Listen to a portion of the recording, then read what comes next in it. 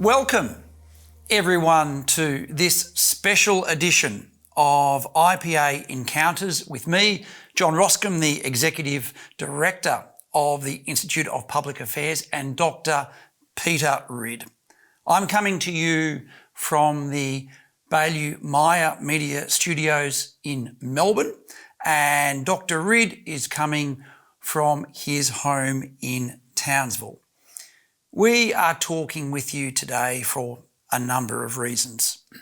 The first is to say thank you for your incredible support for freedom of speech on climate change, for freedom of speech in Australia, and your support for Dr. Peter Ridd. Peter's struggle has been some 2.5 years of court cases, 3 separate court cases.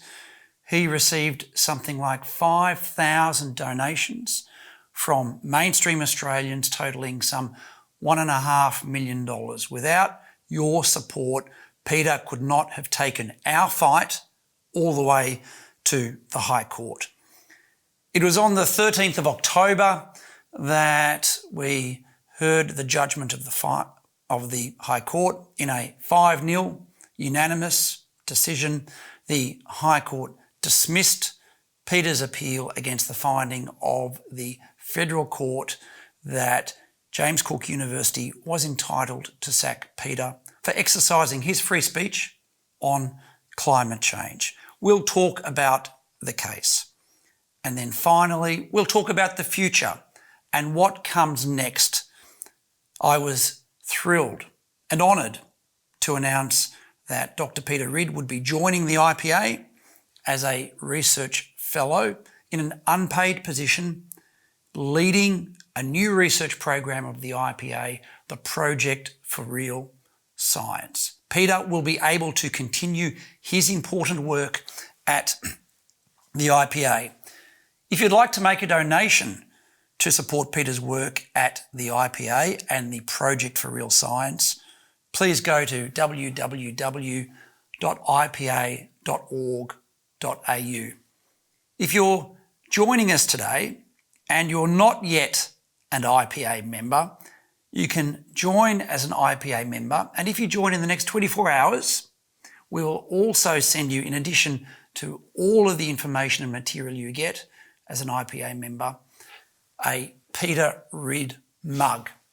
Science is never settled in a free society. And we'll talk about that quote in a moment. And if you are an IPA member and you're watching, the way to get a mug for yourself and a friend is have a friend join the IPA and email Rachel Guy at rguy, R-G-U-Y, at ipa.org.au, and please let us know. And you and your friend will get a Peter Ridd mug, and it will show your support for real science. We've received over 100 questions for Peter today. We're not going to be able to get through all of those questions in the hour or so that we have, but what I've done is I've distilled some of those questions. We have some video questions as well, and I hope we'll get to the major themes of what you would like to know from Peter. But before I introduce Peter, let me say a little bit about Peter and the Institute of Public Affairs. I first met Peter Ridd in January 2016 in Townsville at the funeral of a great Australian, of a great scientist, Dr. Bob Carter. I'd been aware of Peter's work on the Great Barrier Reef for many years, and Peter was a colleague of Bob. It was in 2017 that Dr. Jennifer Morahassi, a senior fellow at the IPA, contacted me and spoke to me about the possibility of the IPA organising legal assistance for Peter in his fight for freedom of speech and to help Peter defend himself against the investigations and accusations that were being made by the administration of James Cook University, and the IPA was able to do that. The IPA and its members have supported Peter since that time. Last year, we released a 3-part podcast series entitled The Heretic, produced and narrated by Gideon Rosner, the IPA's Director of Policy. I'll now come to Peter. It was in 2017 that Peter made a contribution to Climate Change, The Facts, edited by Dr. Jennifer Murahassi, that had many wonderful contributions in it, including by Bjorn Lomborg, Joe Nova, Ian Plimer, Anthony Watts, Roy Spencer, Matt Ridley, and others. In a chapter that was one of the grounds of the investigation of James Cook University against Peter, Peter said this about the status of the Great Barrier Reef and about science. Peter wrote this: "The fundamental problem is that we can no longer rely on the science, or for that matter, on our major scientific institutions. There are major quality assurance shortcomings in the way we conduct what I will call policy science, that is, science used to inform public policy. In fact, in most cases, the only quality assurance measure is peer review, and unfortunately, peer review usually consists of a cursory read of a scientific paper." And this is what Peter said about the Great Barrier Reef. "Policy science concerning the Great Barrier Reef is almost never checked. Over the next few years, Australian governments will spend more than $1 billion on the Great Barrier Reef. The costs to industry could far exceed that. Yet, the keystone research papers have not been subject to proper scrutiny. Instead, there is a total reliance on the inadequate peer review process."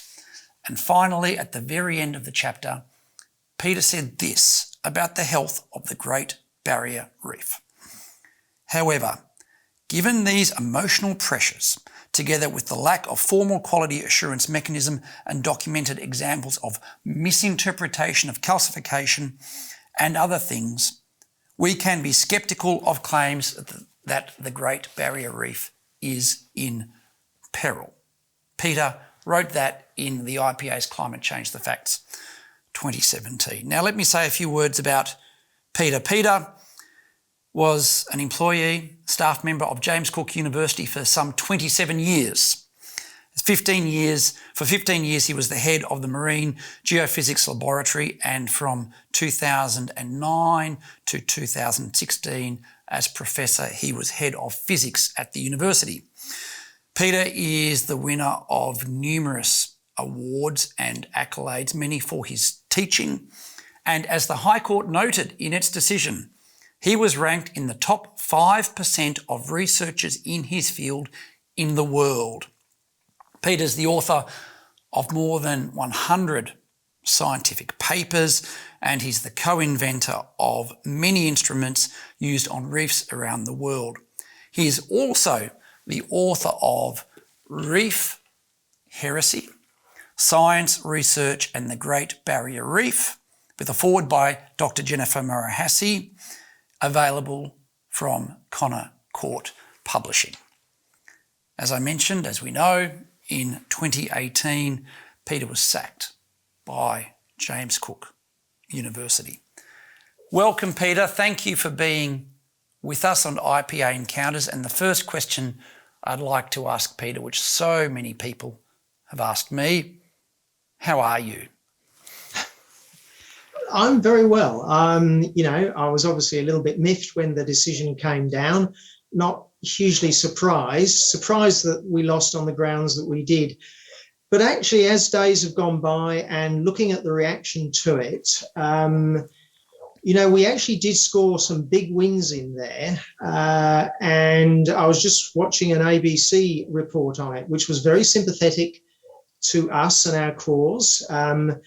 They sort of expressed a little bit of disbelief at the grounds which we lost on, which was essentially, JC, you did the wrong thing in censuring me twice, but they could fire me for talking about it. So they do the illegal thing and I talk about it and I get fired. So we didn't expect to lose on that. But if I was going to lose on something, that's probably a good thing, because surprisingly what it does is it's Well, I should go back a bit. Cheryl and I have been talking about this a lot, and we've often said that, although not for us personally, the best outcome is a loss, because then it will precipitate political change. Because these things shouldn't really be decided by courts. They should be the laws should be decided by governments. And we've always been worried about this confidentiality. So the fact that I spoke about their illegal activity and you get fired, we knew that this was a big problem for different reasons. And what I'm thinking now is that we have got a much better chance to get that problem fixed. We got the big issue that you can't use these horrible codes of conduct to override academic freedom. So we won on the big thing. So I'm actually quite upbeat. I'm probably a bit more than you are, I suspect, John. And we will come to that, Peter. This has been, as I said, a 2.5 year court process. The censures began some 4 or 5 years ago. If you knew then, if you knew in 2018 what you know now, would you have gone ahead? Yeah, without any shadow of a doubt. Well, I hope so. I mean, who knows what you'd do under certain circumstances, but I certainly don't regret it one iota. Do you just look where we are now compared with what we were 4 or 5 years ago? You know, nobody knew about this issue of academic freedom of speech was a problem. Nobody knew that scientists were being silenced. And we've eventually got to get to a point where a university is fined $20 million for breaking the law, and that the Chancellor is personally fined, $100,000 for breaking a law, just like a company director is. And we're about 2/3 of the way from where we were to where we've got to get to.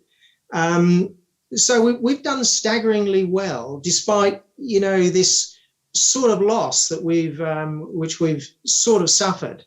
I hope I would definitely go ahead and do it again. Did you ever think your career would come to this, that you'd be a standard bearer, not just for science, but for academics around the world in all areas of academic inquiry? No, I was pretty sure eventually I was going to be pushed out. In fact, I said to because I had the Marine Geophysics Laboratory, we had anything from half a dozen to a dozen people working in it. And the main man there, I won't say his name, I often used to say to him, sooner or later, I'm going to get chucked out for my views on the reef. I didn't know when, but I was pretty sure I'd get chucked out eventually, a bit like Bob Carter was.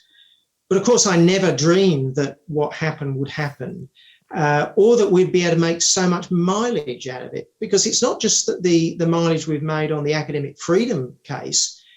When it comes to the Great Barrier Reef, I'm now able to get the message out with a degree of difficulty in the mainstream media, but certainly in a good fraction of it, that the reef is actually in fabulous shape, right? Even on the thing on the ABC just now, they didn't talk a lot about the reef, but they were told that Peter Ridd reckons the reef is fine and there's a lot of emotion, et cetera, et cetera, et cetera. So if I hadn't been fired, that message would not have gone out anything like what it has. So again, it's a good thing. And I will ask you about what were the things you were saying that brought on the misconduct charges, but can I go back? What was it that made you think you might get fired? What was it that you were saying? Have universities always been like this? Have universities changed? Has the weight of public money altered the environment in which people like you and Bob Carter can do their work? Yeah, it has changed. So, and of course I saw Bob go under, pretty nasty circumstances, disgraceful circumstances. You could see the slow silencing. I was having some troubles with the upper echelon of the university, not supporting a whole lot of stuff. So it's pretty obvious. What were you saying, Peter, that the university was uncomfortable with? Well, essentially what had happened was that, I was an expert on sediment transport on the reef, right? We invented the instruments. We had more measurements than all the other scientists put together.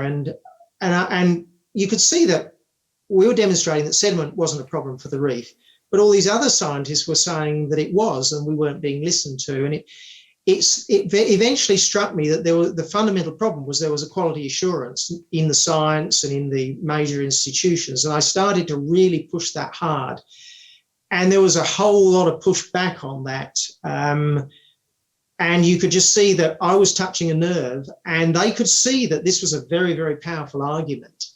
And so you sort of know what's ultimately going to happen, but you don't know when it's going to happen. I was certainly surprised when I got a letter after that Alan Jones interview. When you were undertaking your work, did the university ever say, or administrators say to you, but surely the role of a university is to interrogate the data, to ask questions, to look at the evidence, to get to the truth as we know it? Was this ever part of the discussion you had in the later years at James Cook? No, I mean, that's the disappointing thing. When a complaint is made, look, I understand when I said that, work coming out of the Australian Institute of Marine Science and others was untrustworthy because they don't have good enough quality assurance systems.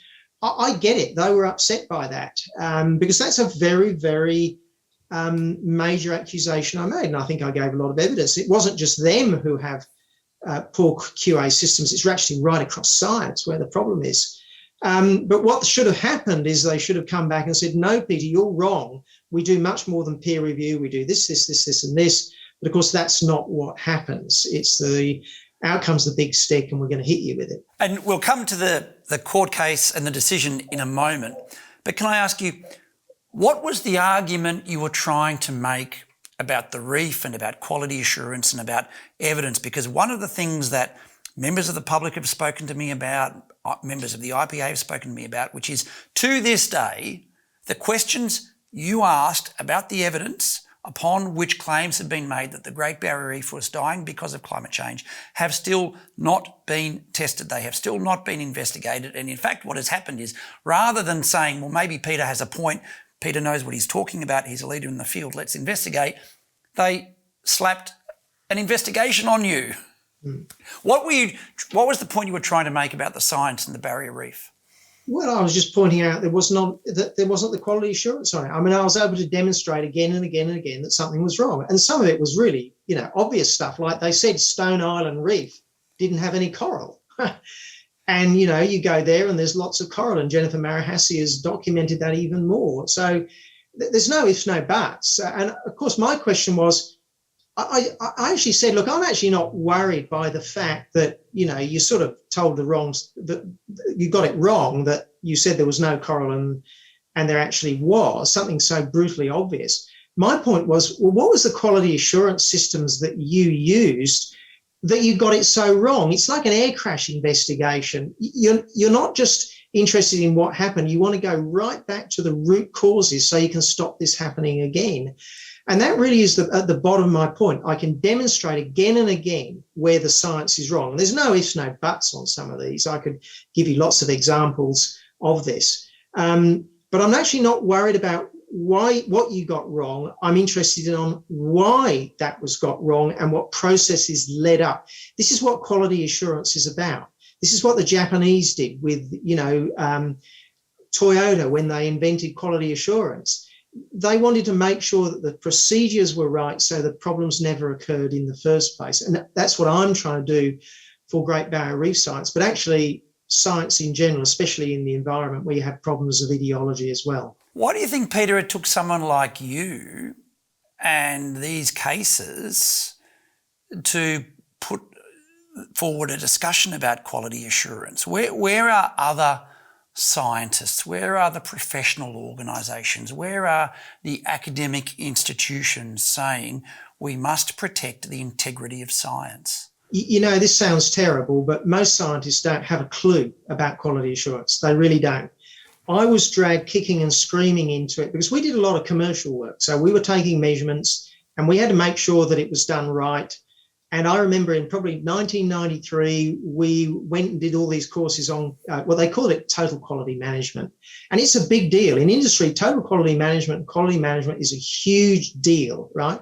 Scientists know nothing about it. So it's because of my background, a technical background, that I could see what was supposed to have been done and what wasn't happening. And even to this day, I mean, just a month or so ago, I had some discussions with the Great Barrier Reef Marine Park Authority, and I said, you know, your 2019 consensus statement is just riddled with errors.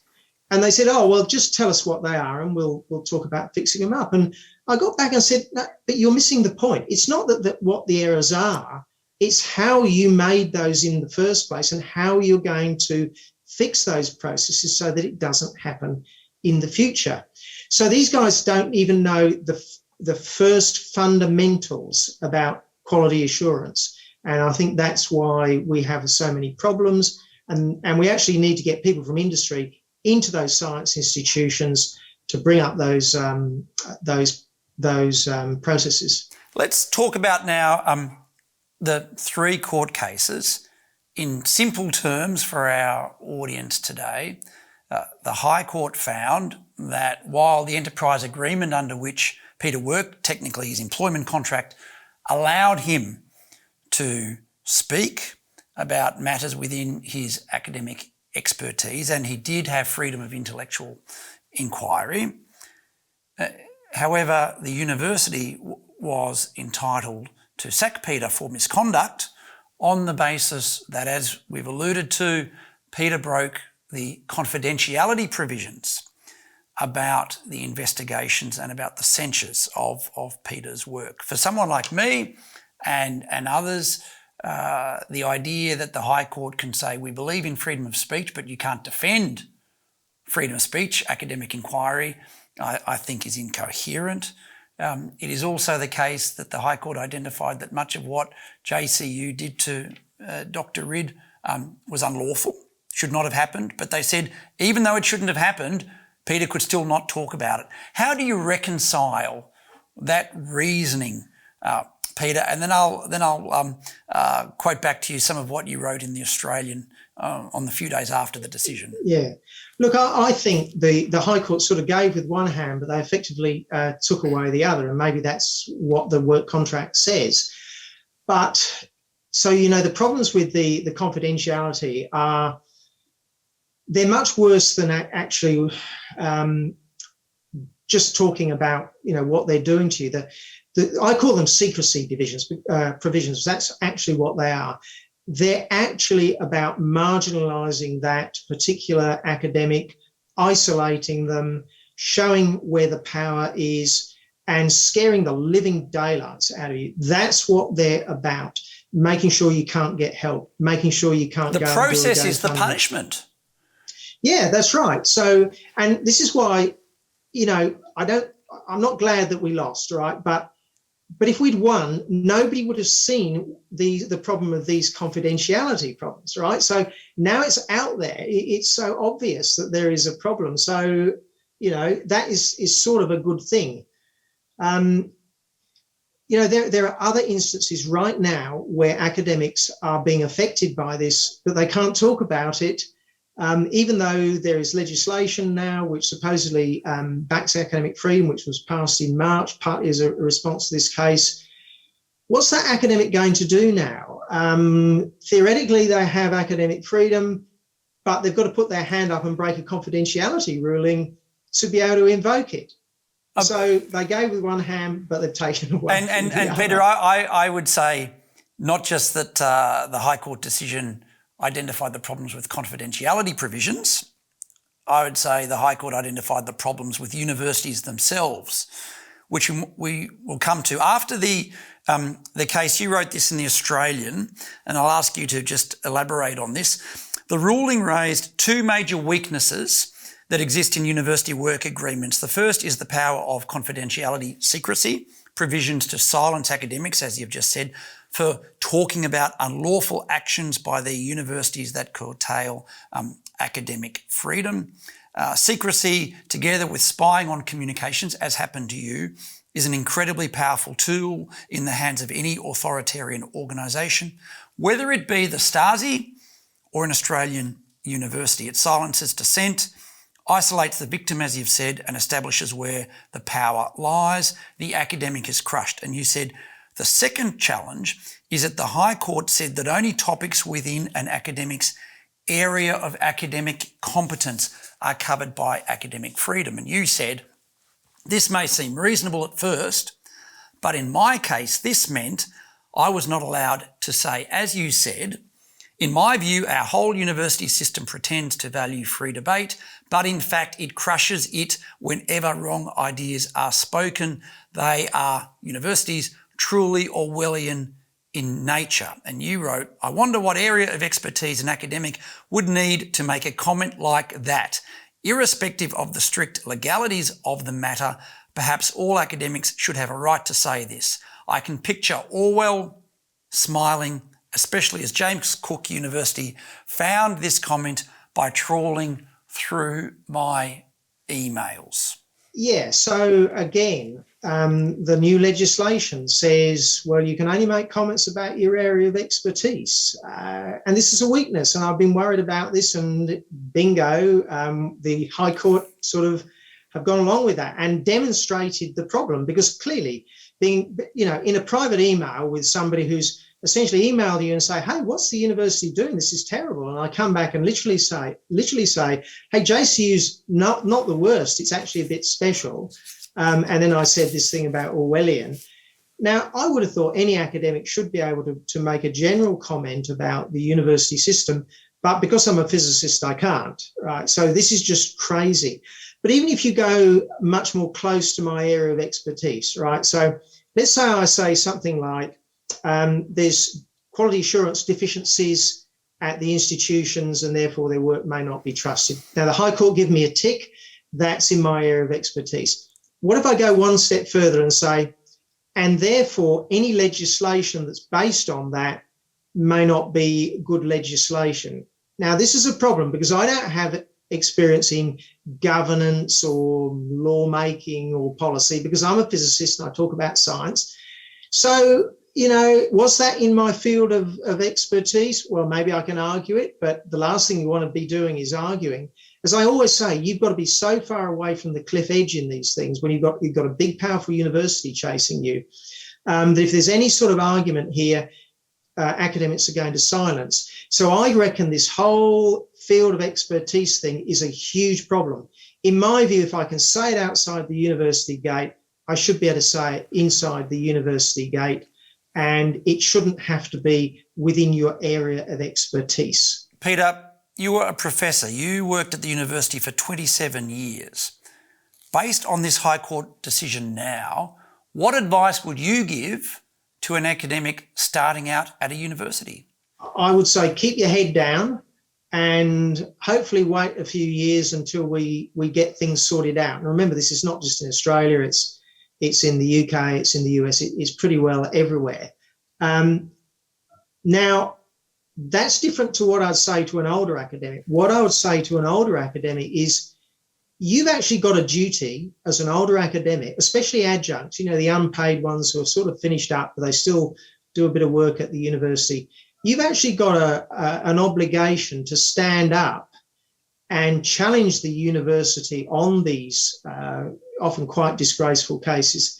Take a little bit of a risk, and what risk is it, especially if you're an adjunct, to do something about the university system, that academics themselves do need to try to protect their system rather than going along with it. Now, I get it, you don't want to have a terrible time and all the rest of it, but I do think that the older academics do need to take some risk.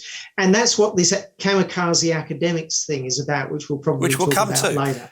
We've got some video questions sent in by IPA members, and Peter, the very first question relates to what comes next after the case and what are the consequences, and it's from Sophie. Hi, it's Sophie York from Sydney. Dr. Ridd, thank you for taking this court case to the High Court. Look, just had a question. What in practical terms is the result of this judgment? Does it need legislation to ensure freedom is protected? Thank you. Yeah, thanks, Sophie, and thanks for being at the High Court. It was great to meet up.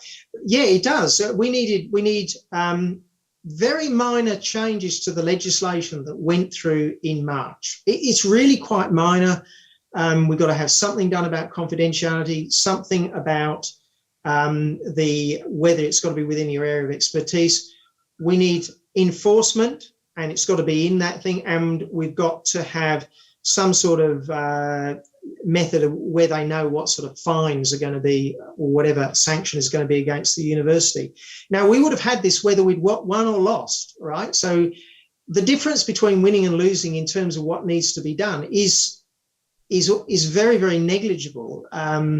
Yes, it would be nice to have won, but it actually doesn't make much difference in terms of where we go ahead. The next question relates to the bigger question of culture of universities, and it's from Gideon Rosner, the IPA Director of Policy.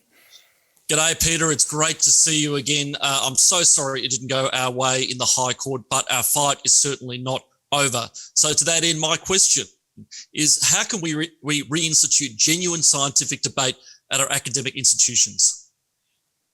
Well, we've got to win this. We've got to keep on going. You know, I said where we were in 2016, where we got to go, and we're about here. We've got to get to a point where we get a university with a big fine, and so we've got to go on with this academic freedom thing. But we need to do much more than that to get genuine debate within the institutions. And one of the things we've got to do is fund dissent, right? So where you have, the Great Barrier Reef is doomed or whatever, you've got to fund dissent to challenge that. So you've got to have half a dozen Peter Ridds and Jennifer Marahassis out there being funded properly, not working on the fringe in the IPA, but within the university, funded by the Australian Research Council, doing quality tests, doing replication tests on these things. You know, you don't get quality without some sort of challenge, really checking things.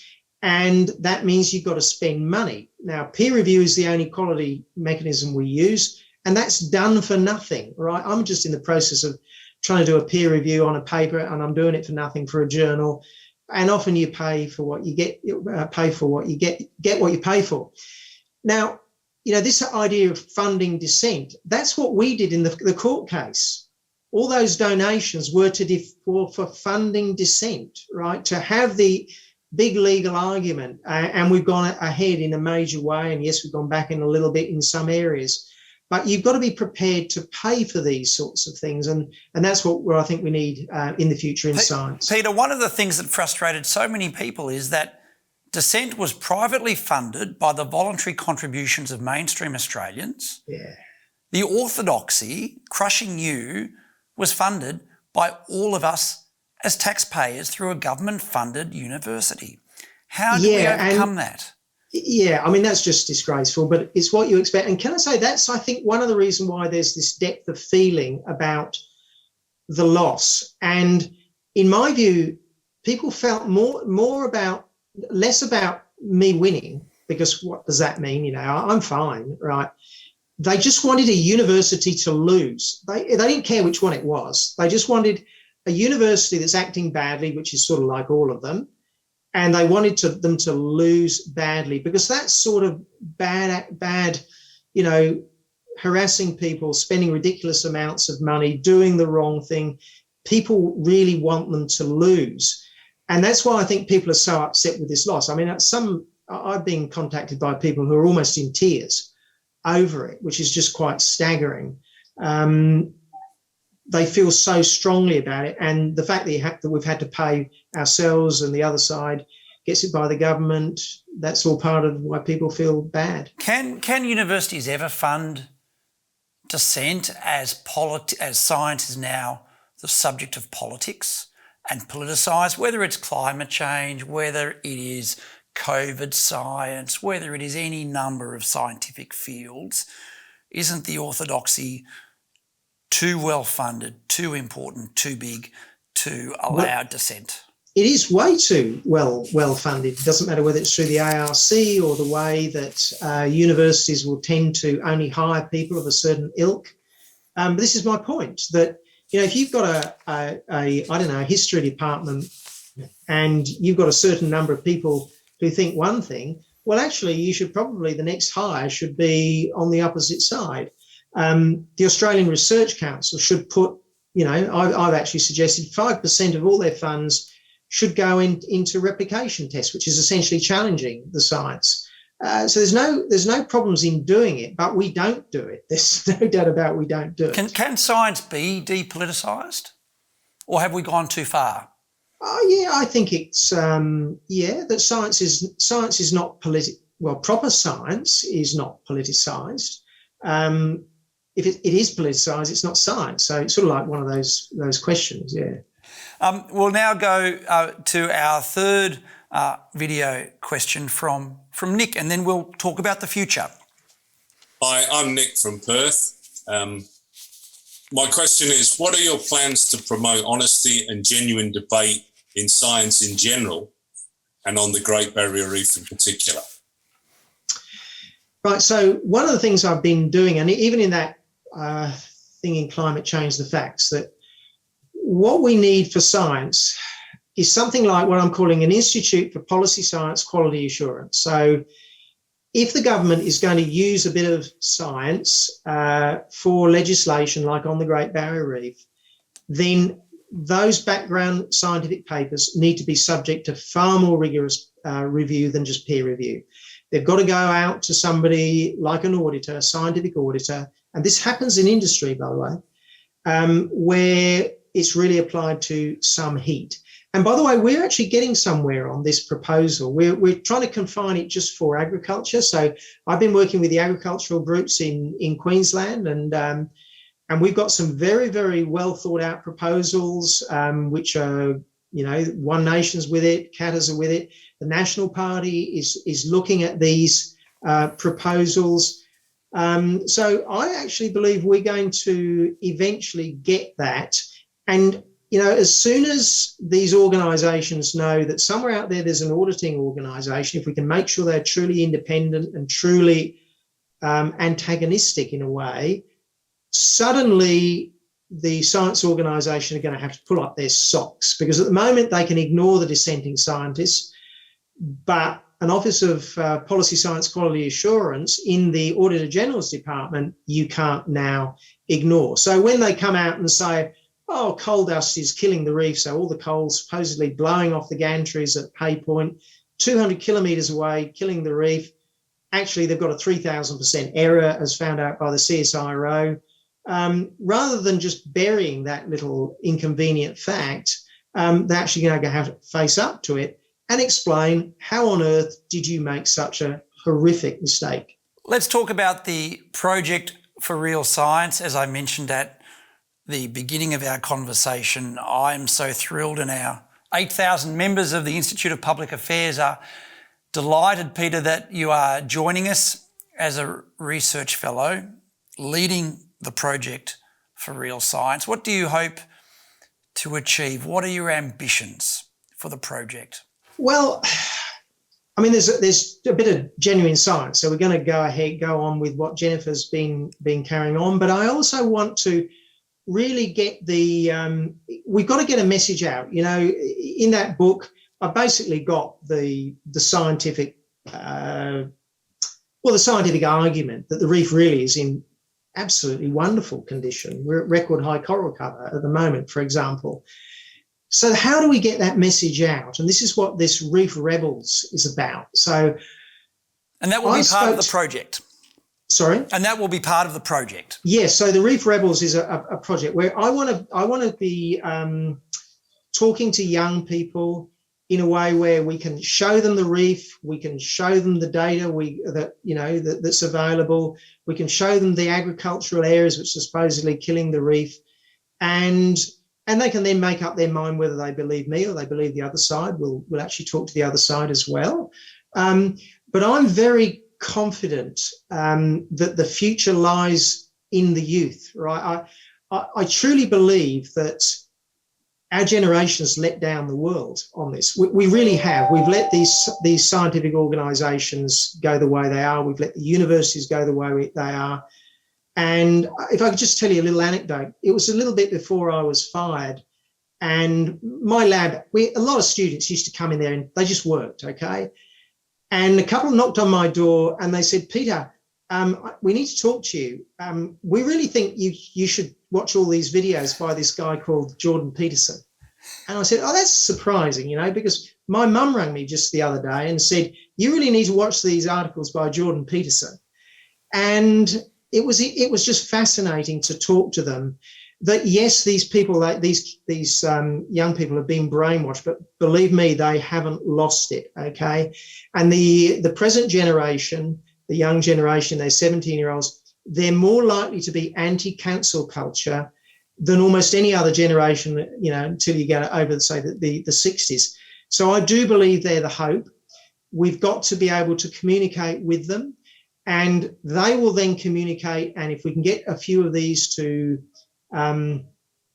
really catch on fire, which the way they can, then they will use the methods that I'm pretty hopeless with social media, and we will get the message out. So that's one of the things I'm really keen to do. What's the most important thing that you have found from your experience of many years of teaching that you need to communicate to young people?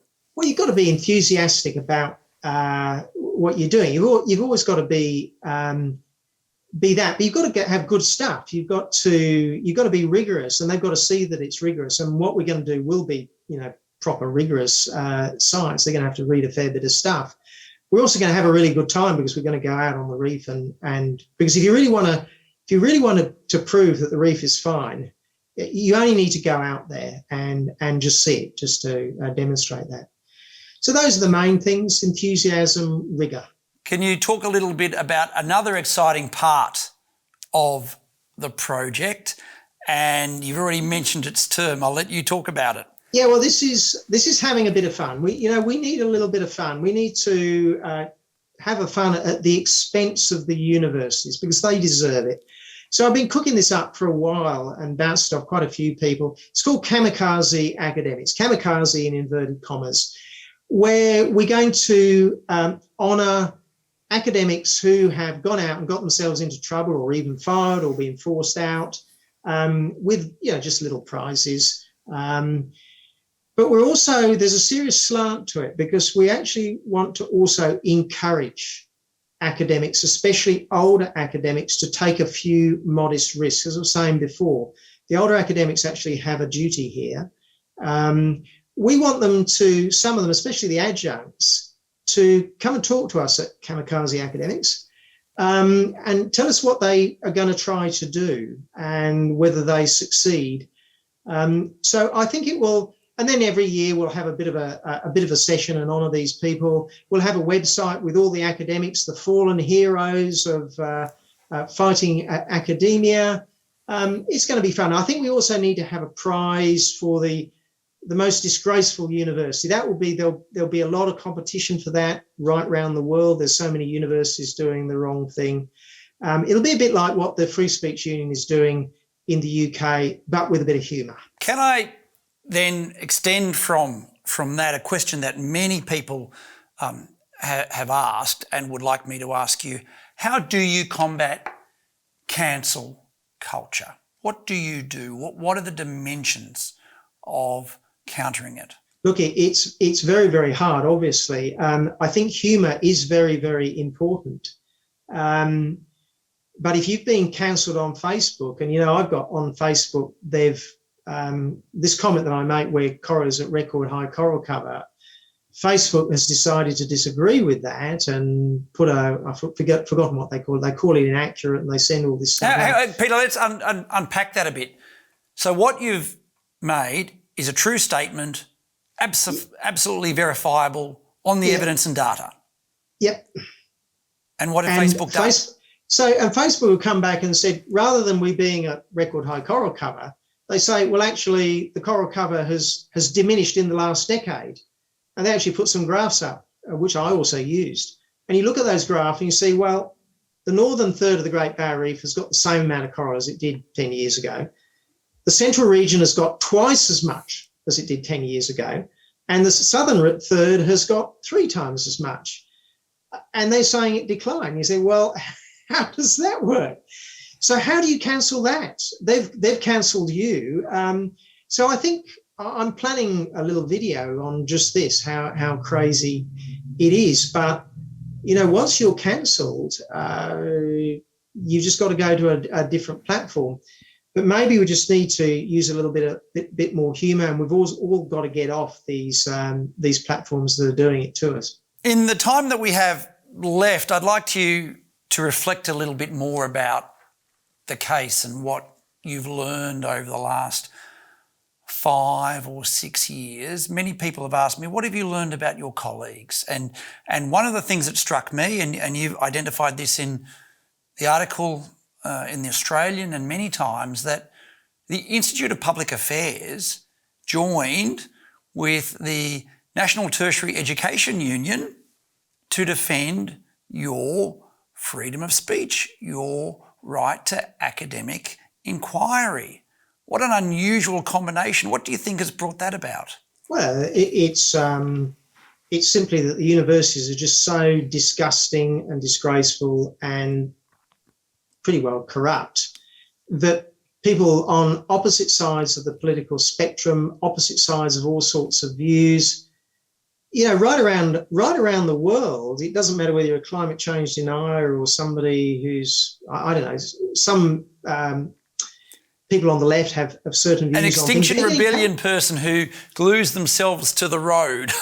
Yeah, that's right. So it is surprising. It's indicative of just how bad the universities are. But about my colleagues, of course, for most academics, academic freedom doesn't actually affect them. If you're an engineer doing engineering, how does it affect you? So it probably only affects maybe 1 in 100 academics. So you can see why they don't necessarily stand up and down and demonstrate on academic freedom. And this is why it's important that is actually imposed from outside. If a university wants to get a shingle from the government saying you're a registered university, you can get government money, therefore you've got to do this, it has to be imposed from outside. Now, of course, if they don't want to have government money, like Hillgrove College in the US. Or the Institute of Public Affairs, we don't accept or seek government funding.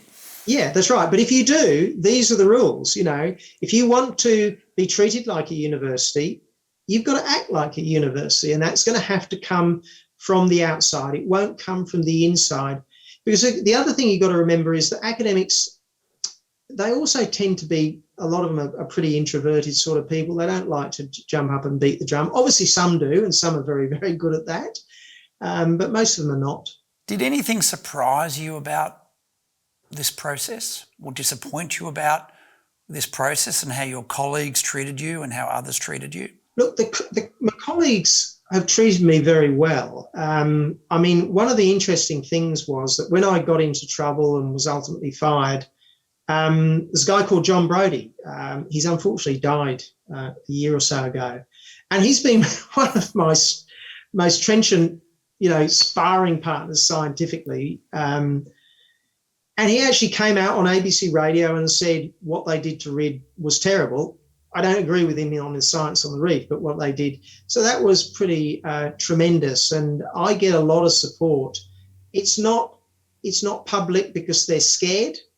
They're still scared. And this High Court decision doesn't help that. In the end, they look at this and say, oh, yeah, well, Peter Rid, he got academic freedom, but he still got fired. And this is why we got to go this final mile, basically. But they are largely, obviously not all of them, but they are largely on our side. And it really is our side. And the other thing that really surprised me, and if you remember, John, I remember when we did the first GoFundMe to try to get some cash, and we didn't know whether we were going to get any cash. I do. And I remember you said, well, if we get $500, well, we'll just take the $500 and we'll see what we can do. And we got $100,000 in 49 hours. So I think this is what we really must take home, is that there's a lot of people who are absolutely just disgusted about what is going on. And the government should be able to see that. I think the government is seeing it. They've already made changes to legislation. Universities are now treated as not much better than a bank in terms of their, we don't really like them very much. So we've done it awfully well in the last few years. We really have. I say we advisedly. Could you talk a little bit about the support you received locally? So In June, when we were in Canberra for the High Court arguments, I was struck. There were people who travelled from far north Queensland, farmers, growers, people from hospitality industry, people who travelled hundreds of kilometres, drove to just be with you and just support you. I think Bob Catter should be recognised for walking into court with you. Tell me a bit about how important that local support was. And you had a lot of support from the local media too. And that's right. And, you know, it's easy to be courageous when there's a whole lot of people who are behind you. You know, when you're alone, it's sort of hard to. But when you've got that much support, it means you just got to go on, and you know you're doing the right thing, and it's terrific. And at the High Court, one thing that really struck me is right at the end there, before just about everybody had gone home after we went to the pub, and there was a bunch of cane farmers from North Queensland who were chatting with some people from the Jewish community. I don't know whether they were from Melbourne or Sydney, but it was from one of the big cities, and there they were in this pub in Canberra talking about, well, they're probably talking about all sorts of things, but they were there because all of them were worried about this issue. And that's a phenomenal thing. As we come to the end of this wonderful discussion, is there anything you'd like to say, Peter, to your supporters? Just thank you. Really, when I say it was a group effort, it really was a group effort. And I just thank you from the bottom of my heart. I can't say anything more. I sort of felt really bad when we lost. I really did think, gosh, have we done the wrong thing? But then as it all came out and we can sort of reflect on it, I think together we've all done quite a wonderful thing. We know we're not there yet. We've got a significant way to go, but we're going to get there. Can I thank you, Peter, on behalf of all Australians for your courage, for your bravery. What you and Cheryl have done is incredible for Australia.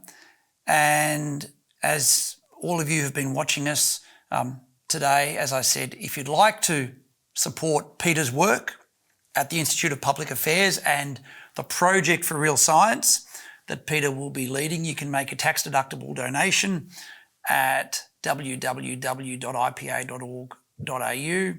If you're not a member, please join, and you'll get a mug with Peter's face on it.